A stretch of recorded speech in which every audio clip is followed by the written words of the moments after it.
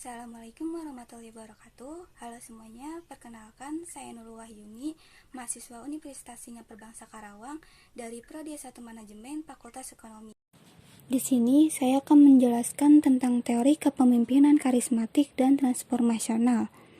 Nah, apa sih teori kepemimpinan karismatik dan transformasional itu? Yang pertama, di sini ada kepemimpinan karismatik.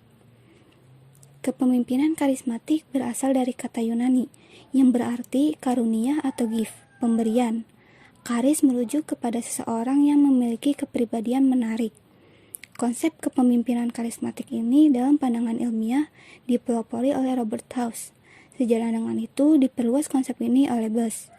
Nah, berdasarkan definisi para pakar tersebut dapat dipahami bahwa kepemimpinan karismatik yaitu kemampuan seorang pemimpin mempengaruhi orang lain dengan mendayagunakan keistimewaan atau kelebihan dalam sifat atau aspek kepribadian pemimpin, sehingga menimbulkan rasa hormat, rasa segan, dan kepatuhan yang tinggi pada para pengikutnya.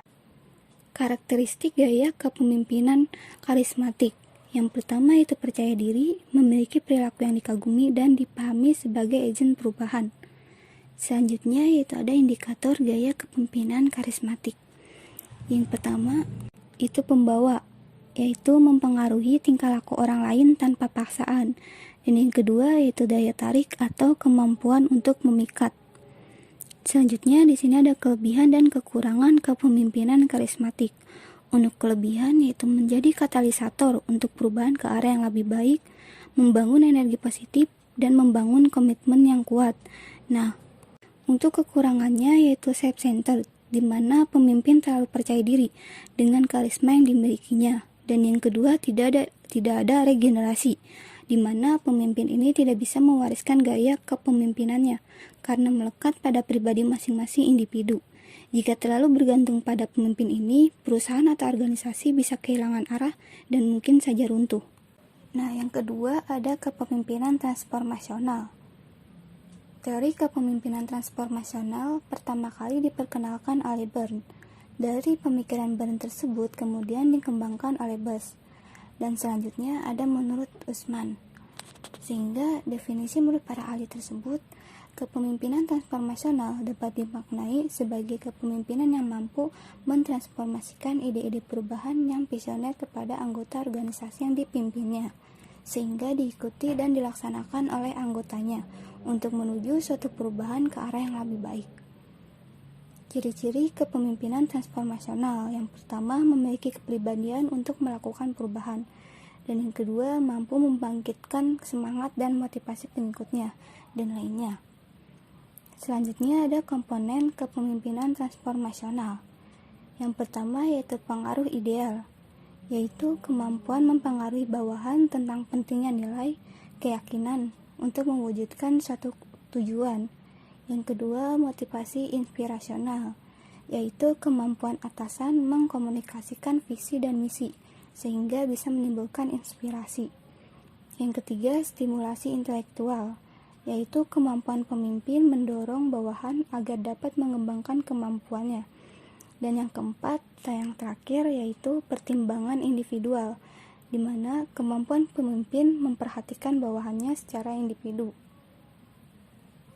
Nah, di sini ada persamaan dan perbedaan dari kepemimpinan karismatik dan transformasional.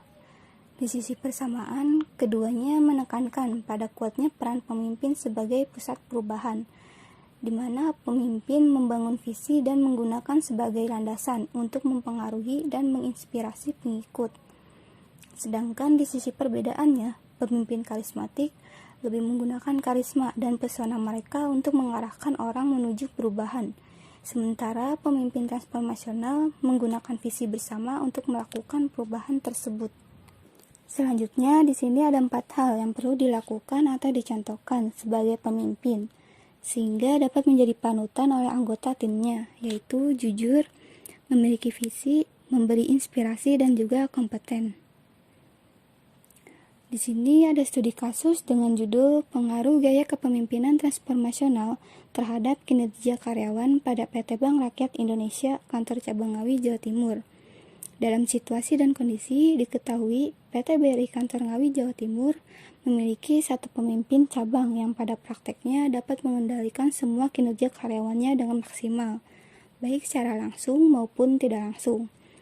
Namun diketahui masalah bahwa kepuasan karyawan atas kepemimpinan menurun dari tahun ke tahun, serta kinerja karyawan belum mencapai angka yang diinginkan dan cenderung kurang stabil, di mana faktor yang mempengaruhi kinerja karyawan salah satunya yaitu gaya kepemimpinan yang diterapkan pada perusahaan ini. Selanjutnya, untuk solusi, di mana berdasarkan presentasi anggapan responden, untuk memaksimalkan gaya kepemimpinan, sebaiknya manajemen perusahaan meninjau ulang terhadap kepemimpinan transformasional yang ditetapkan pada PT ini. Nah, ada beberapa aspek yang perlu dikembangkan atau diperbaiki, di antaranya seperti yang sudah tertera. Untuk keterkaitan dengan teori, di mana hasil penelitian ini menunjukkan secara simultan bahwa kepemimpinan transformasional yang terdiri dari pengaruh ideal, motivasi inspirasional, stimulasi intelektual, dan pertimbangan individual berpengaruh positif dan signifikan terhadap kinerja karyawan. Dalam kepemimpinan transformasional secara keseluruhan, berdasarkan persepsi karyawan, PT ini berada dalam kategori sangat baik. Hal tersebut berarti karyawan merasa sikap pemimpin sudah mencerminkan sikap seorang pemimpin transformasional secara baik. Namun ada beberapa aspek yang masih perlu ditingkatkan. Hal ini sejalan dengan teori mengenai komponen kepemimpinan transformasional yang sebelumnya sudah disebutkan.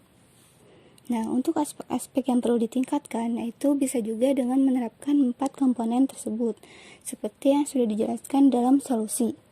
Maka kepemimpinan transformasional di BRI Kantor Cabang Ngawi Jawa Timur ini dapat dipertahankan dan ditingkatkan ke arah yang lebih baik. Nah, kesimpulannya, Robbins menyatakan bahwa gaya kepemimpinan transformasional merupakan perilaku kepemimpinan yang melibatkan perubahan besar dalam mempengaruhi sikap dan asumsi anggota organisasi dan membangun komitmen, visi, tujuan, dan strategi organisasi. Nah, di sini ada salah satu kutipan, di mana versi terbaik setiap orang itu berbeda. Jadi, jangan pernah biarkan seseorang membuatmu merasa belum cukup. Baik, cukup sekian yang dapat saya jelaskan tentang teori kepemimpinan karismatik dan transformasional. Mohon maaf bila ada kesalahan. Terima kasih. Wassalamualaikum warahmatullahi wabarakatuh.